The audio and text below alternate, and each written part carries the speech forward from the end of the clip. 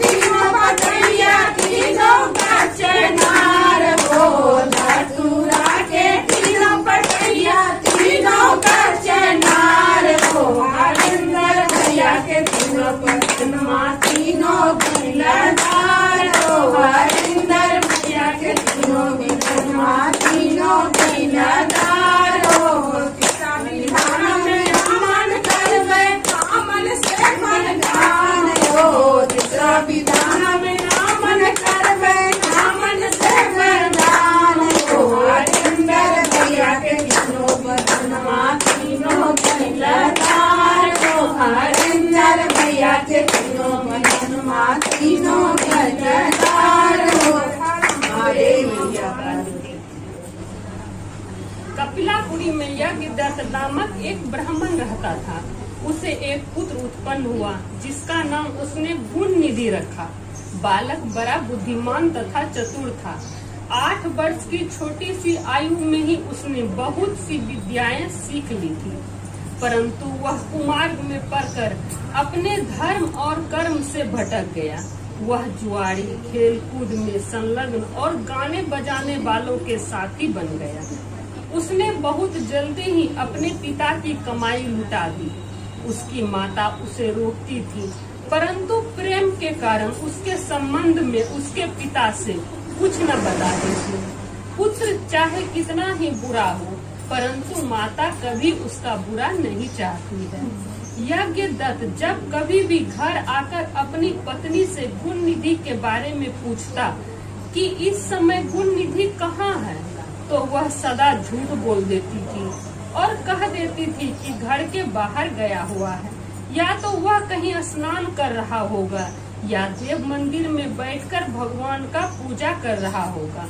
असली भेद न जानते हुए उसने गृह सूत्र के अनुसार गुण निधि का विवाह भी कर दिया। विवाह हो जाने के पश्चात यज्ञदत्त की पत्नी सदा पुत्र को समझाती कि तुम्हारे पिता बड़े महात्मा हैं, जब उनको तुम्हारे बारे में मालूम होगा तो इसके लिए तुम्हें और मुझे दोनों को दंड देंगे। तुम्हारा कुल बड़ा पवित्र है, फिर तुम यह बुरे काम क्यों करते हो?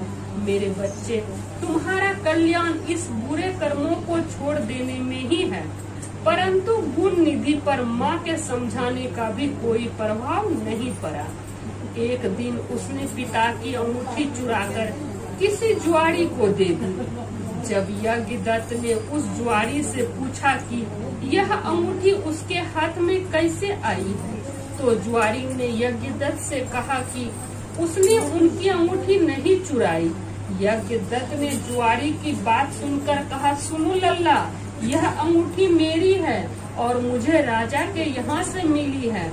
तुम झूठ बोलकर इसे अपनी न बताओ, परंतु यह बताओ कि यह अंगूठी तुम्हारे पास कैसे आई। यज्ञदत्त की बात सुनकर जुआरी को क्रोध आ गया। उसने गरज कर कहा, जो सच सुनना चाहते हो तो ध्यान पूर्वक सुनो। यह अंगूठी तुम्हारे पुत्र गुण निधि ने मेरे पास जुए में हारी है। उसने यही अंगूठी ही जुए में नहीं हारी, बल्कि आज तक जुए में बहुत से संसाधन चुराकर हारा है। आप जितने ही सज्जन, साधु, धर्मात्मा हैं, आपका पुत्र उतना ही बड़ा बदमाश है। आप इतने बड़े विद्वान होते हुए भी आज तक अपने पुत्र की करतूत को नहीं जान सके। जुआरी की बात सुनकर यज्ञदत्त का मारे लज्जा से बुरा हाल हो गया। वह मारे लज्जा के मुंह ढके हुए तथा सिर झुकाए हुए अपने घर पहुंचा और घर आने के साथ ही अपनी पत्नी से पूछा कि गुण निधि कहाँ है और वह अंगूठी कहाँ है जो कि उस दिन तुमने उबटन करते मेरे हाथ से ले ली थी। यज्ञदत्त की बात सुनकर उसकी पत्नी ने उत्तर दिया, वह अंगूठी मैंने यहीं कहीं रख दी थी, अब मुझे याद नहीं आ रही है कहाँ रखी थी। स्त्री की बात सुनकर यज्ञदत्त ने कहा, तुम झूठी हो। जब कभी मैंने तुमसे गुण निधि के बारे में पूछा है, तुमने मुझे बात बनाकर टालने की कोशिश की है। अच्छा, तुम अंगूठी की बात जाने दो और मुझे बताओ कि घर का अन्य बहुमूल्य सामान कहाँ है। न जाने मेरे किन पापों के कारण मेरे यहाँ ऐसा पुत्र उत्पन्न हुआ है। फिर जब उसने घर का दूसरा कीमती सामान देखा तो मालूम हुआ कि सभी बहुमूल्य वस्तुएं गायब थी। तब यज्ञदत्त ने हाथ में जल लेकर पत्नी और पुत्र को तिलंजलि दे दी और एक ब्राह्मण की कन्या अपना दूसरा विवाह भी कर लिया। जब गुण निधि को मालूम हुआ कि उसके पिता पर सारा भेद खुल गया है और उसकी माँ को तिलंजलि दे दी है, तो उसको बड़ा दुख हुआ। वह अपनी करनी पर पछताने लगा। वह भूखा प्यासा एक शिव मंदिर के पास आकर बैठ गया। उस दिन शिवरात्रि का व्रत था। लोगों ने शिव का पूजन किया, फिर तरह तरह के पकवान तथा खाद्य सामग्री ऊपर चढ़ाई। जब लोग भगवान का पूजन आदि करके मंदिर में ही सो गए तो गुणनिधि ने मंदिर के भीतर प्रवेश किया और खाने पीने का सामान उठाकर बाहर की ओर भागा, मगर चलते चलते उसके पैर एक सोते हुए शिव भक्त से टकरा गया। फिर क्या था, उस भक्त ने चोर चोर का शब्द सुनाकर सभी लोगों को जगा दिया और दौड़ते हुए गुणनिधि का पीछा किया। बहुत से नागरिक भी उन भक्तों के साथ मिल गए। अंत में उन लोगों ने दौड़ाते हुए गुणनिधि को पकड़ लिया और सबने मिलकर उसको ऐसा मारा कि वह मर गया। उसके मरने के साथ ही यमदूतों ने आकर उसे घेर लिया और निर्दयता पूर्वक उसे मारने लगा। उधर भगवान सदाशिव ने अपने गणों से कहा, गुणनिधि बड़ा पापी, दुराचारी और कुकर्मी है, फिर भी उसने शिवरात्रि का व्रत रखकर जागरण किया, हमारे पूजन को देखा है, हमारे दर्शन किए हैं। दीपक में लिंग के शरीर पर गिरती हुई छाया को इसने निवारण किया है। रात्रि में अपना वस्त्र फाड़कर उसमें बत्ती डाली है। प्रसंग बस इसने हमारे गुणों का श्रवण किया है तथा ऐसे ही और धर्म कार्य किए हैं, अतः वह हमारे लोक को आएगा। उसके पश्चात वह कलिंग देश का राजा होगा। तुम लोग वहां जाकर गुणनिधि को यमदूत के बंधन से मुक्त करो, क्योंकि हमने उसे अपना लिया है। अतः भगवान श्री सदाशिव की आज्ञा पाकर विमान पर बैठकर शूलधारी उसके पार्षद भी घटना स्थल पर आ पहुँचे और बोले, यमराज के गणों, तुम अब इस परम धर्मात्मा ब्राह्मण को छोड़ दो, क्योंकि अब इसमें कोई पाप शेष नहीं रहा है। यमदूत ने भगवान श्री सदाशिव पार्षद से कहा, ये तो आपकी आज्ञा हमारे लिए सिर माथे है, मगर यह तो दुष्ट महापापी कुकर्मी, मांस तथा मदिरा का प्रयोग करने वाला, पर स्त्री तथा वेश्यागामी, माता पिता की आज्ञा न मानने वाला, चोर तथा जुआरी है। हम लोग इसलिए इसको ले जा रहे हैं। यमदूत की बात सुनकर शिव के पार्षद ने कहा, तुम मूर्ख हो, यह ब्राह्मण पापी नहीं है।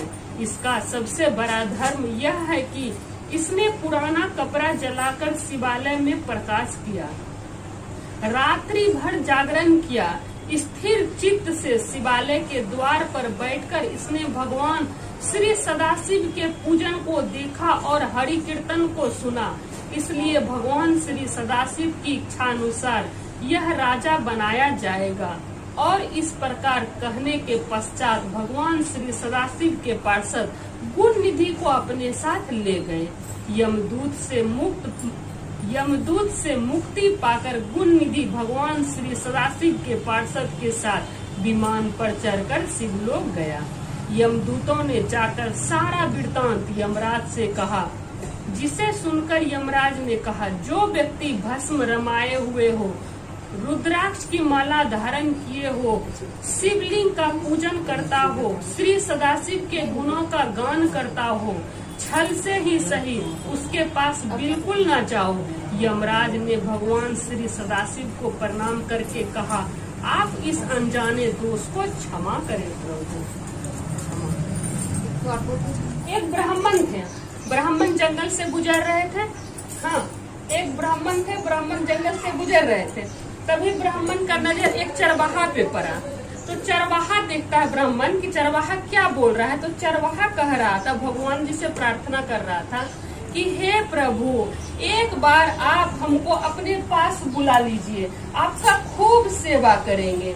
हम भगवान बहुत अच्छा पैर दबाते हैं, इतना अच्छा पैर दबाएंगे कि आप खुश हो जाइएगा। हे भगवान, एक बार आप हमको अपने पास बुला लीजिए, आपको हम घिस घिस के नहलाएंगे, आपका ढील लीफ निकालेंगे, आपका नाखून काटेंगे, आपका घर साफ सुथरा करेंगे, आपके लिए खाना बनाएंगे। तो ऐसा सब महात्मा सुन के आश्चर्य हुआ महात्मा को और बोलने लगा। महात्मा एक क्षण के लिए सोचे कि क्या बोल रहा है। तब महात्मा चरवाहा से कहते हैं कि अरे मूर्ख, चुप कर, क्या बोले जा रहा है। भगवान का तुम नाखून काटेगा, भगवान को घिस घिस कर नहलाएगा, तुम ये क्या बोले जा रहा है। तब चरवाहा महात्मा के पास आके बोलता है कि महात्मा, हम तो मूर्ख हैं, अज्ञानी हैं, ना ही पढ़े लिखे हैं हमको मंत्र का ज्ञान नहीं है, कोई चीज का ज्ञान नहीं है, हमको प्रार्थना करने नहीं आता है। महात्मा, एक बार आप हमको प्रार्थना करने सिखा दीजिए, तब हम उसी तरह ठीक ठीक प्रार्थना करेंगे। तो महात्मा खुश हो गए कि चलो मौका मिला है इसको सिखाने का। तो महात्मा उसको ठीक ठीक प्रार्थना करने सिखा दिए कि इस तरह से तुम प्रार्थना करना। तो अब चरवाहा जब प्रार्थना करने लगा तो चरवाहा भूल गया कि क्या प्रार्थना करें। तो फिर चरवाहा दौड़ते हुए महात्मा के पास जाता है कि महात्मा, आप क्या बोले थे प्रार्थना करने, कौन सा मंत्र बोले थे, एक बार फिर से बोल दीजिए, हम तो भूल गए। तो महात्मा उसको फिर से ठीक ठीक प्रार्थना करने सिखा दिए और महात्मा वहाँ से चले गए। जब कुछ दूरी पर महात्मा गए तभी आकाशवाणी होता है कि महात्मा, तुमको हम धरती पर जोड़ने के लिए भेजे थे कि तोड़ने के लिए। तो महात्मा बोलता है, प्रभु हम क्या तोड़े। तब महादेव कहते हैं, भगवान जी कहते हैं कि देखो, चरवाहा जो था वो अपने अंतरात्मा से प्रार्थना करता था, अपने मन से प्रार्थना करता था, वो जो भी बोलता था दिल से बोलता था। और तुम उसको ऐसा प्रार्थना सिखा दिया अब कि वो कभी भी अब दिल से नहीं बोल पाएगा।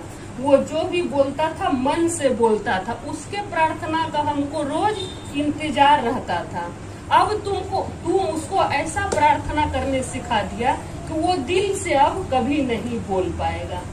तो इसीलिए कहता है कि चतुराई चौपट करे, ज्ञानी गोता खाए और सीधे साधे भक्त को शीघ्र प्रभु मिल जाए। तो सीधा साधा जो भक्त होता है उसको भगवान जल्दी मिलते हैं। वो अपने दिल से, जैसे कोई पूजा पाठ करता है बोलता है ऐसे नहीं करो वैसे नहीं करो, जो सिखाता है उसका भंग ना हो गया, वो जो भी करता था अपने मन से करता था और उसको इतना सिखा दिया कि वो कहीं नहीं पाने लगा। तो सब बोलिए हर हर महादेव, मैया पार्वती की। कैसन लागेला मीसरी, कैसन लागेला बदाम, कैसन लागेला मीसरी, कैसन लागेला बदाम, कैसन लागे शिव चर्चा, चर्चा लागेला सोहान, कैसन लागे शिव चर्चा, चर्चा लागेला सोहान, मीठा लागेला मीसरी, चर्चा लागेला बदाम, मीठा लागेला मीसरी, चर्चा लागेला बदाम, सोहावन लागे शिव चर्चा, चर्चा लागेला सोहान, सोहावन लागे शिव चर्चा, चर्चा लागेला सोहान। चारों को नहु बड़खा बड़ बीच में डरवा, शिव गुरु बाबा हो बीच में ढोरो मंदिर, शिव गुरु बाबा हो बीच में ढोरो मंदिर, मंदिर के पुजारी न लावन गुरु के बने, अपन गुरु के बने, शिव गुरु बाबा हो बेटा कर करिया जय जयकार, शिव गुरु बाबा हो बेटा कर करिया जय जयकार। चारों को नहु बड़खा बड़ बीचे मेरा गरबा, शिव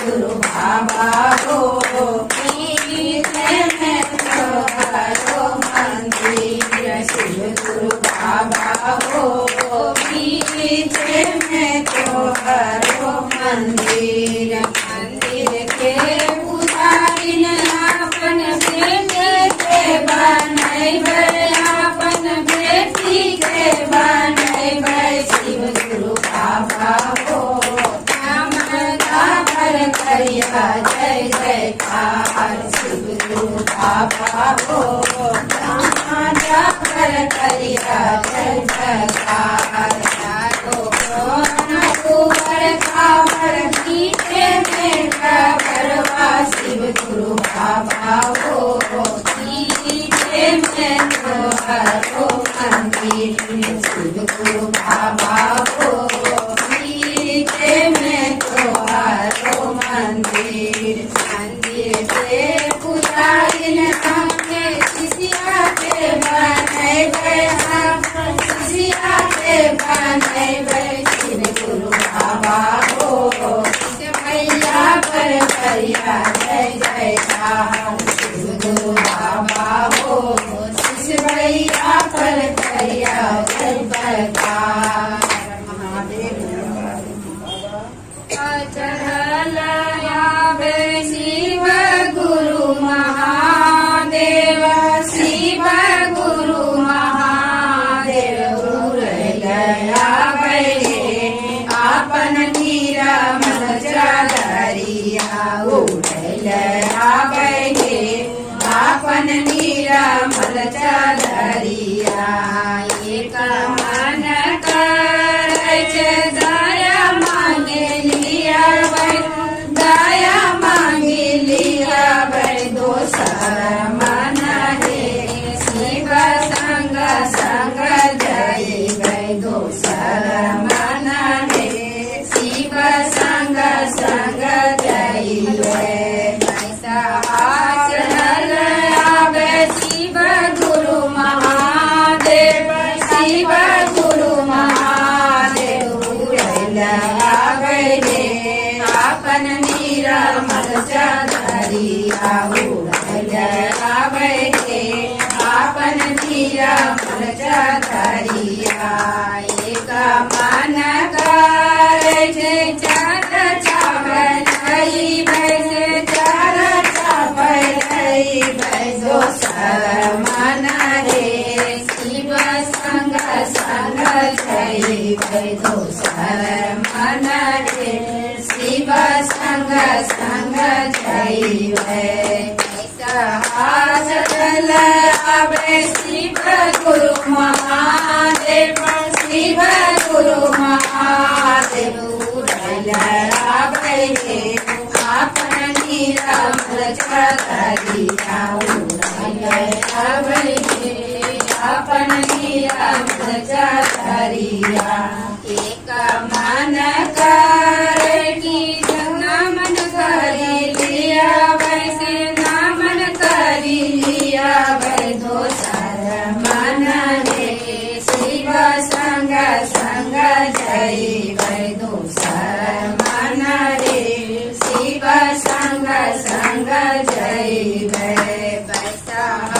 चढ़ल आवे शिव गुरु महादेव शिव गुरु महादेव उड़ल आवे आपन निरमल चदरिया उड़ल आवे आपन निरमल चदरिया एक मन करे भोग लगै बैसे भोग लगै दोसर मन हे शिव संग संग जय दोसर मन हे शिव संग संग जय चढ़ल आवे शिव गुरु महादेव शिव गुरु महादेव उड़ल आवे आपन निरमल चदरिया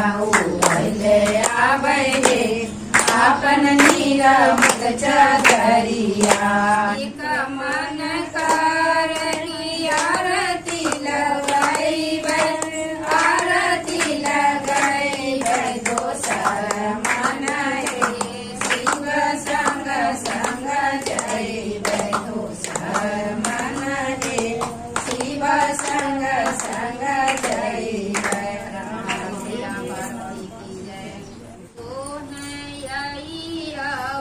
शिव गुरुदेव घर नगरी नाथ शिव गुरुदेव घर नगरी नाथ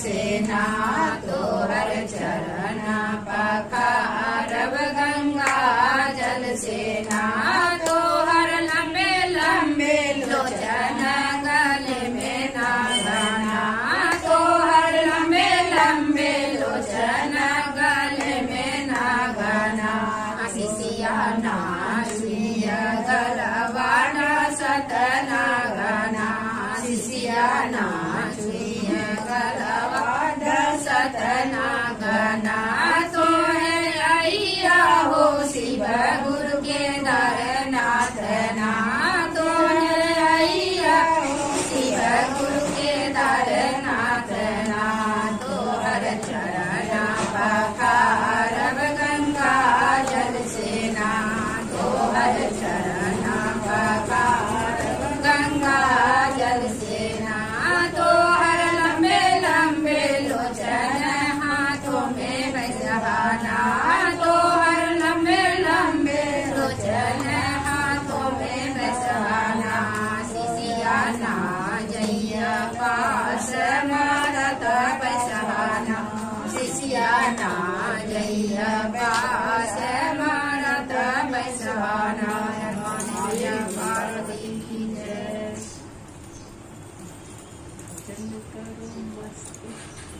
भजन करो मस्त जवानी में